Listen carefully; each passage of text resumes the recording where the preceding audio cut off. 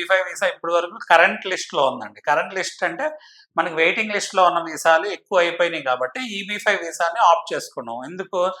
Waiting list లో ఉన్న వీసాల ద్వారా ఎడ్యుకేషన్ ద్వారానో వర్క్ ద్వారానో గ్రీన్ కార్డ్ తెచ్చుకోవాలనుకోండి, ఏదైనా 50 ఇయర్స్ ఫైన్ పడుతుంది. ఈ తక్కువలో తక్కువ 30 ఇయర్స్ ఫైన్ పడుతుంది. యాక్చువల్గా ఏంటంటే 30, 50 ఆర్ 100 ఇయర్స్ అలా పడుతుంది అని అనుకోవచ్చు ఆన్ అన్ యావరేజ్. ఎందుకంటే different categories of green cards ఉంటాయి కాబట్టి. బట్ ట్రంప్ మీద దాని మీద కూడా బర్త్ రైట్ సిటిజన్షిప్ కూడా ఆపేయడానికి ట్రై చేస్తున్నాడు. సో అందుకని దాని మీద డిపెండ్ అయ్యేవాళ్ళు. అప్పుడు అలానే మనకి ఏంటంటే యుఎస్ కాన్స్టిట్యూషన్ పరంగా బిల్ ఆఫ్ రైట్స్ పరంగా 14th constitution amendment low birth by naturalisation, birth by citizenship ఉందన్నమాట మనకి. అంటే బర్త్ అక్కడ ఎవరైతే పుట్టారో వాళ్ళందరూ సిటిజన్స్ అవుతారు.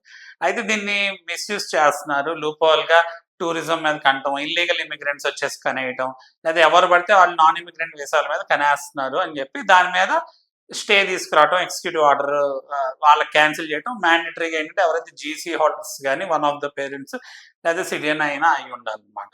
అలాంటి వాళ్ళకే వస్తుంది అని చెప్పి అనౌన్స్ చేయడం జరిగింది. అది కోర్టులో ఉంది. కోర్టు దాన్ని ఎలా ఇంటర్ప్రిట్ చేసిద్ది, we should wait and see. Okay sir.